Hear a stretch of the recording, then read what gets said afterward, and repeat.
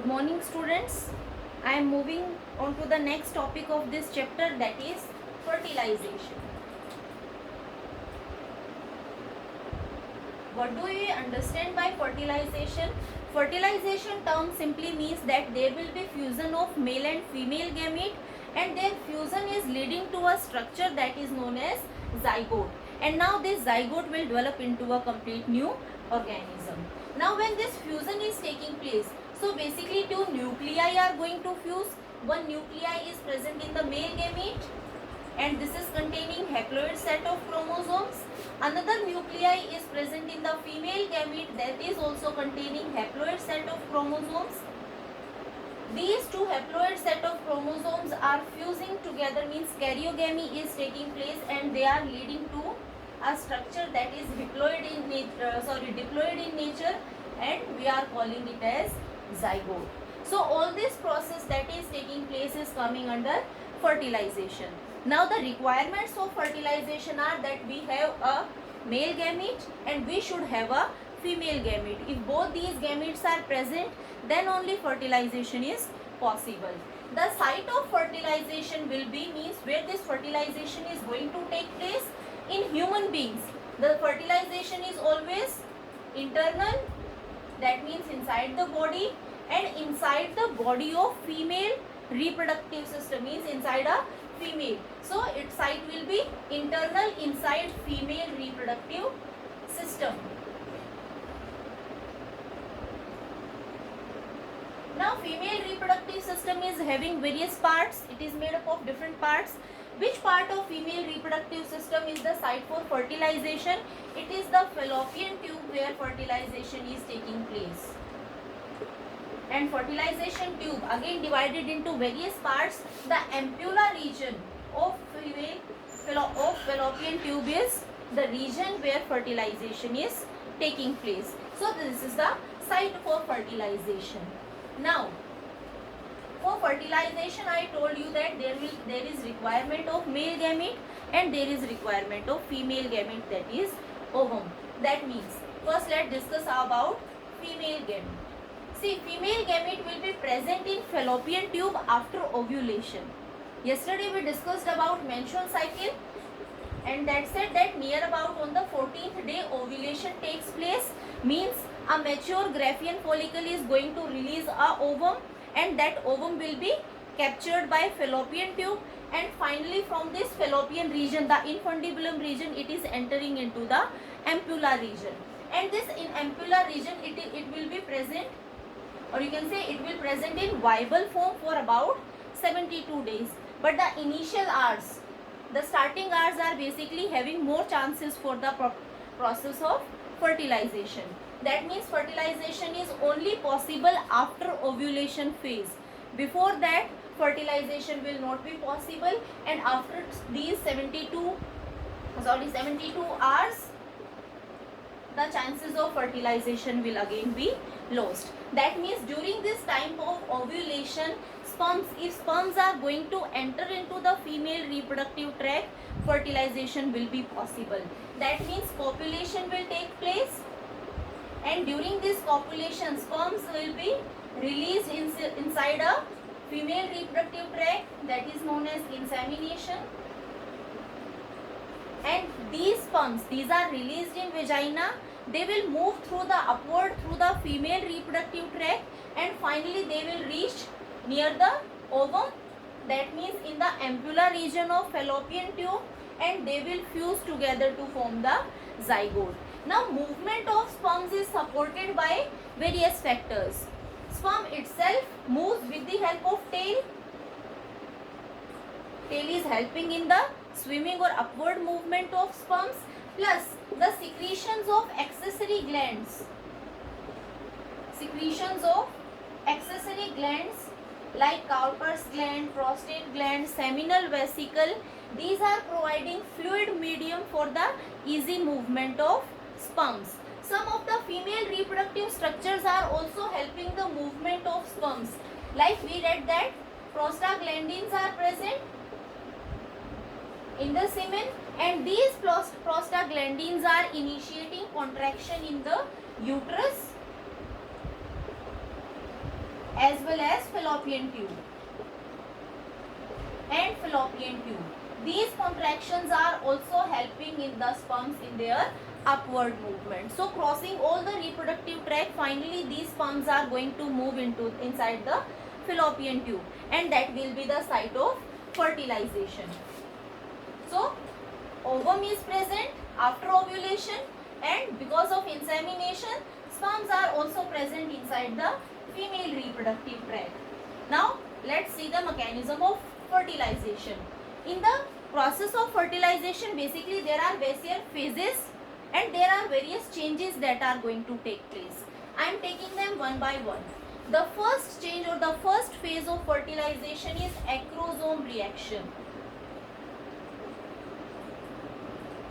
What happens in this acrosome reaction? See, if you remember the structure of ovum, I told you that inside the ovum there is fully developed plasma membrane that is present. Outside this plasma membrane there is another transparent membrane present over here, that is the secretion of follicular cells, and that is zona pellucida. And this zona pellucida is made up of three different type of glycoproteins, and outside this zona pellucida there is another layer of follicular cells, and this layer is known as corona radiata.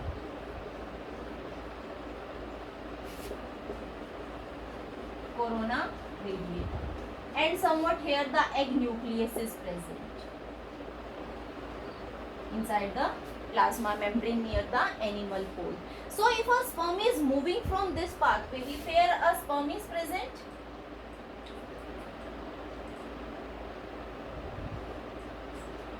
if the sperm containing a nucleus wants to enter and reach this egg nucleus, then this sperm needs to penetrate through all these membranes, and this reaction is basically removal of these membranes with the help of the specific type of enzymes that are present in this acrosome of the sperms. Here we left with the important thing, that is capacitation.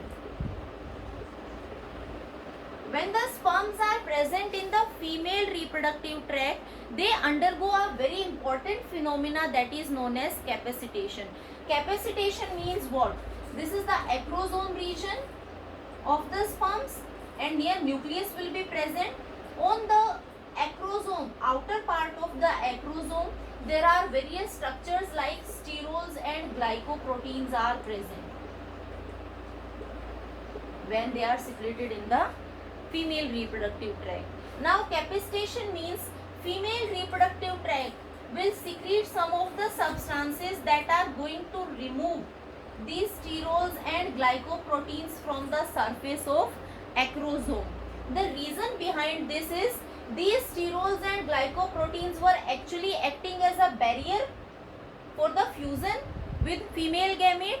So they have reduced, female reproductive system has removed that barriers, and it has led to maturity or maturation of sperms for fertilization.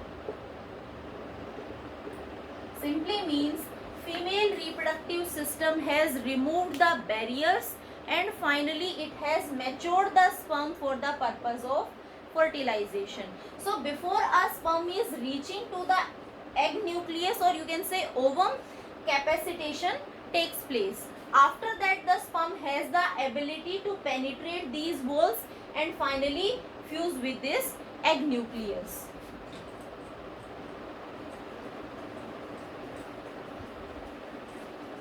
Now, how these walls will be penetrated. This acrosome region of the sperm is having specific enzymes. They are having hydrolytic enzymes, different hydrolytic enzymes which are going to dissolve these membranes, and these are known as sperm lysines. These are combinedly known as sperm lysines. The sperm lysines are basically containing corona penetrating enzymes.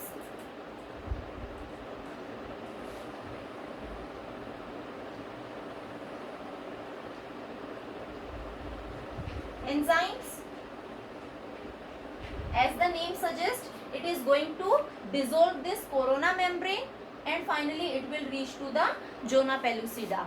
These follicular cells are also releasing hyaluronic acid.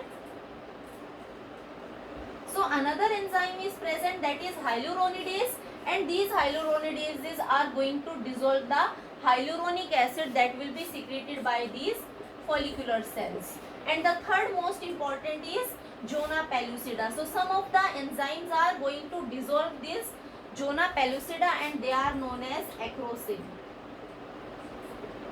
So finally they are going to dissolve zona pellucida.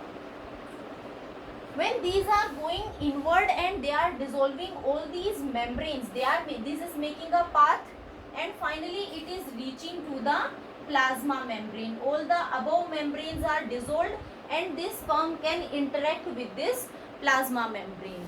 When it interacts with the zona pellucida, basically it is not going to interact with all the glycoproteins of zona pellucida. It is going to interact with one specific glycoprotein, that is ZP3. Means there is an interaction takes place between ZP3 and acrosome of the sperm,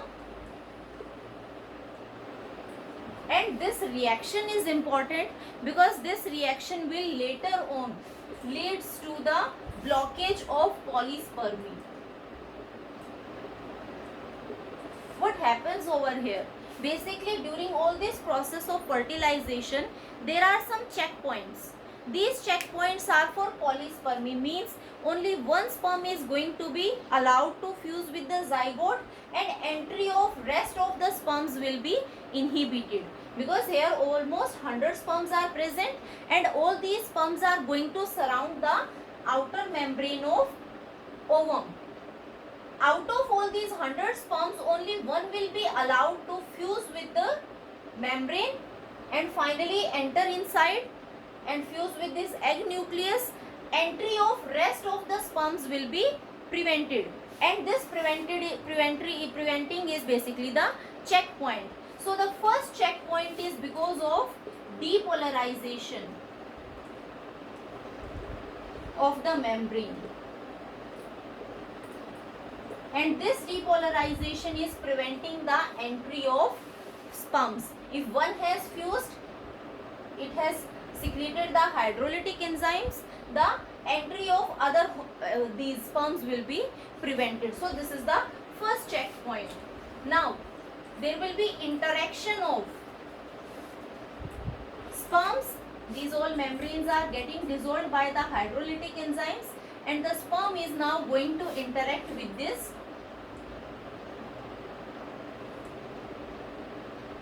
plasma membrane. Under the plasma membrane, beneath the plasma membrane, we earlier studied that there are presence of cortical granules. Just below the plasma membrane, various cortical granules are present. These cortical granules are involved in second reaction, that is corona reaction.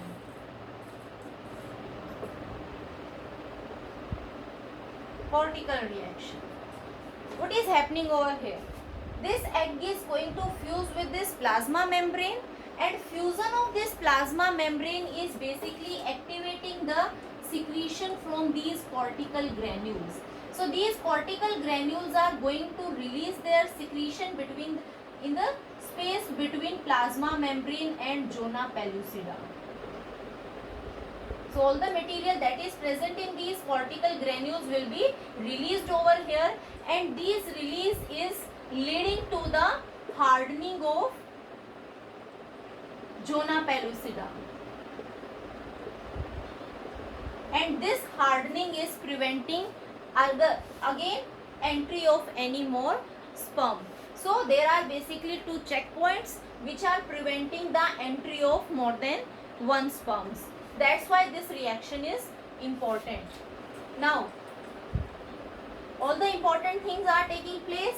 This is going to fuse with the plasma membrane, and after fusion with this plasma membrane is going to form villi-like structures around the sperm region. That is known as fertilization cone.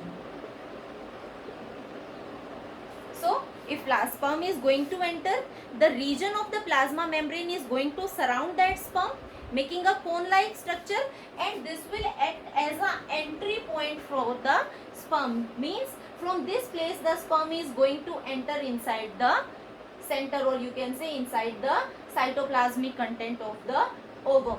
After entering, you can say the third part is entry. So entry of sperm is because of the fertilization cone that is formed by the finger-like extensions of plasma membrane, also called microvilli. Now after entry comes the important process, that is karyogamy. Karyogamy simply means there will be fusion of male and female nuclei. Now one thing we know that when ovulation took place, the female ovum was at secondary oocyte stage. It was not in the fully functional form. It was released at secondary oocyte stage. So after the entry of the sperm, again the meiosis 2 will start. It was arrested as metaphase stage. So it will start dividing again, and it will complete the meiosis 2, finally forming two cells, one large cell and one small cell. This large cell will be the functional ooted that is going to take part in fertilization, and this is the second polar body that is not having any function, so finally it is going to degenerate. So this whole process will take place when the sperm is going to enter inside the ovum. Now karyogamy simply means the nuclei of male gamete and the nuclei of female gamete are going to fuse together. See what was present inside the sperm, what we are having. After this separation or formation of ooted, no nuclear envelope is present, all the chromosomes are present openly, plus the segments of sperms, the neck region, the head, the middle piece and the tail, they all separates after it is entering inside the ovum, and finally all these structures are going to degenerate. So we are left with the nucleus, male nucleus, and now it is known as male pronucleus. So this is present inside the ovum. Other than this male sperm was having centrioles. These centrioles are going to divide, and these centrioles after division will move towards the pole. And again here also nuclear envelope is going to degenerate, and the chromosomes will be present openly without enclosing in any nuclear membrane. Now these two structures are going to fuse their nuclear content, and this is haploid and this is also haploid. So finally all the chromosome segments are coming together and they are fusing together to form the first cell that will be diploid in nature. And these two centrioles will later on function when cleavage of zygote will take place. While male nucleus, or you can say male gamete, is providing centrioles, because in female ovum centrioles are absent and there is requirement of centriole for the division of zygote. So zygote is going to use these centrioles for the purpose of division. So this is how fertilization is taking place.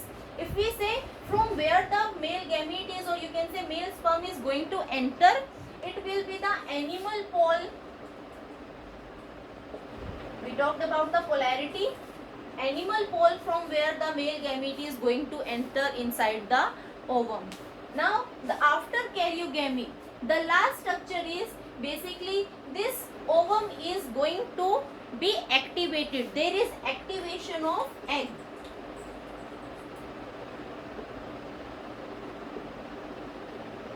Activation of egg means here metabolic reactions, metabolic processes will be speed up and all the activities will take place at a very fast pace. So this is how fertilization is taking place.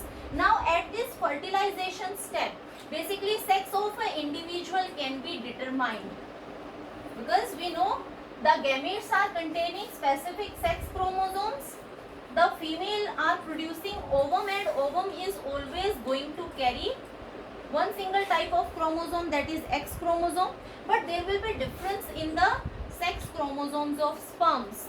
Some of the, or you can say 50% of the sperms are going to carry X chromosome and 50% of the sperms are going to carry Y chromosome, because females are homogametic XX and males are X and Y. So if a ovum is going to fuse with a sperm that is containing X chromosome, so the zygote is going to develop into a girl child, and if the ovum is going to fuse with the sperm that is containing Y chromosome, the zygote is going to develop into a boy child.